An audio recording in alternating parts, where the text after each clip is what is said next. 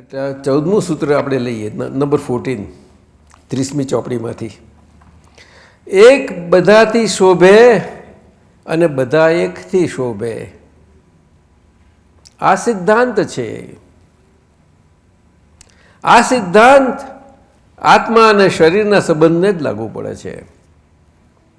તેમજ વ્યવહારમાં એ બધાને માર્ગદર્શક સિદ્ધાંત તરીકે કામ લાગશે, દીવાદાણી સ્વરૂપે. આની બધાને જરૂર છે. જ્યાં સુધી વહાણ કિનારે ના લાગે ત્યાં સુધી જરૂર છે જ. છબિયાથી તરાય, એવું છે. એટલે વ્યવહાર દ્રષ્ટિ અને નિશ્ચય દ્રષ્ટિ.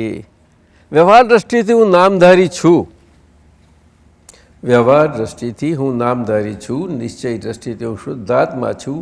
આ પ્રમુખ બે દ્રષ્ટિઓ, અને પ્રમુખ આ બે દ્રષ્ટિઓથી સમાંતરે આપણું જીવન જાય એ પ્રમાણે આ 5 આજ્ઞાનો પુરુષાર્થ.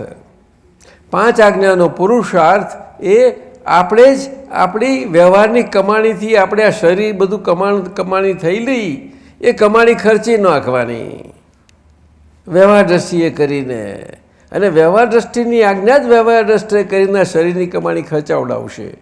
નહીં તો આપણે તો હંગરી રાખીએ એવા છે બધા. બેંકનું ખાતાની સિલક કોણ જવા દે? મનીષ બોલો ને.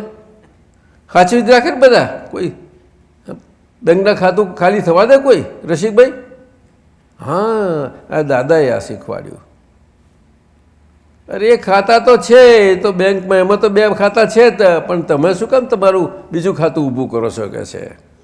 એટલે આ વ્યવહાર દ્રષ્ટિ આપી છે આપણને, અને તો જ આપણી 5મું ખાતું સાબુત રહે અને એનો વિકાસ થાય, બહુ સારી રીતે વિકાસ થાય, અને પ્રત્યક્ષ આપણી જોડે થતું જતું જાય.